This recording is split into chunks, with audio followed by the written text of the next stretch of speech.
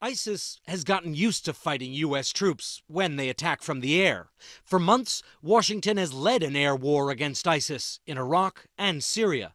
But this was very different. A bold raid into Syria, into an ISIS stronghold with U.S. boots on the ground. U.S. officials say American Delta Force commandos took off from northern Iraq in Black Hawk helicopters and Osprey plane helicopter hybrids like these and flew deep into ISIS territory in eastern Syria, into Deir ez-Zor. It was Friday evening Syrian time. No allies on the ground. If U.S. forces were captured, they risked unthinkable horrors. A Jordanian pilot captured by ISIS was burned alive in a cage. U.S. officials say the Americans' target, Abu Sayyaf, was a top ISIS money man who managed ISIS's oil and gas income and was personally close to the ISIS leader, Abu Bakr al-Baghdadi. And the fact that the United States was willing to mount a capture mission to grab him shows that he was a really important person in the infrastructure itself. The target did not go quietly. There was a gunfight, even hand-to-hand fighting. Abu Sayyaf was killed, along with a dozen or more ISIS fighters.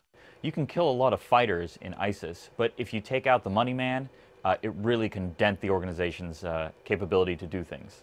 The U.S. commandos left, under fire but unharmed, taking with them Abu Sayyaf's wife, known as Sayyaf. U.S. officials allege she helped manage hostages taken by ISIS. The Delta forces also freed an ethnic Yazidi woman held by the couple as a slave.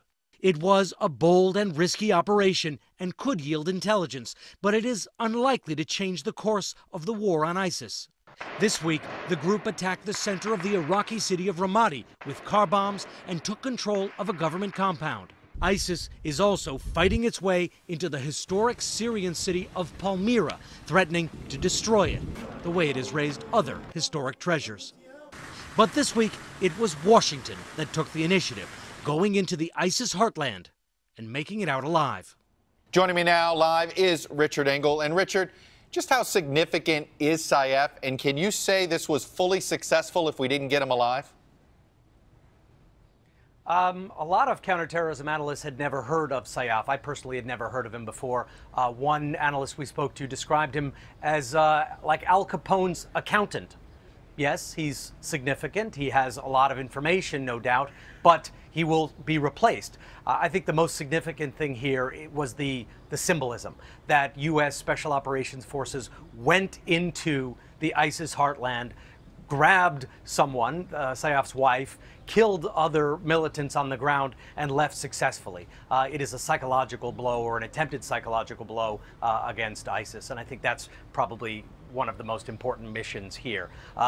Was it a complete success? They wanted to get him alive. Right. They got his wife, but I think the idea of rattling ISIS by going into their heartland, that was successful. Well, is it fair to say that this was almost like a test case for U.S. intelligence, almost testing? They're now getting better intelligence in Syria about ISIS, so they acted on this. It's successful, so this means success will beget success, and we'll start seeing more raids because they now trust their Syrian intelligence? Maybe, and I think once you put your toe into the water, there might be a temptation to put another toe in or the foot in. This is only the second time U.S. Special Operations Forces have gone into Syria. The first time was a rescue attempt to rescue hostages. That turned out to be what they call a dry hole. Nobody was there. The hostages had been moved. This time, a snatch and grab operation.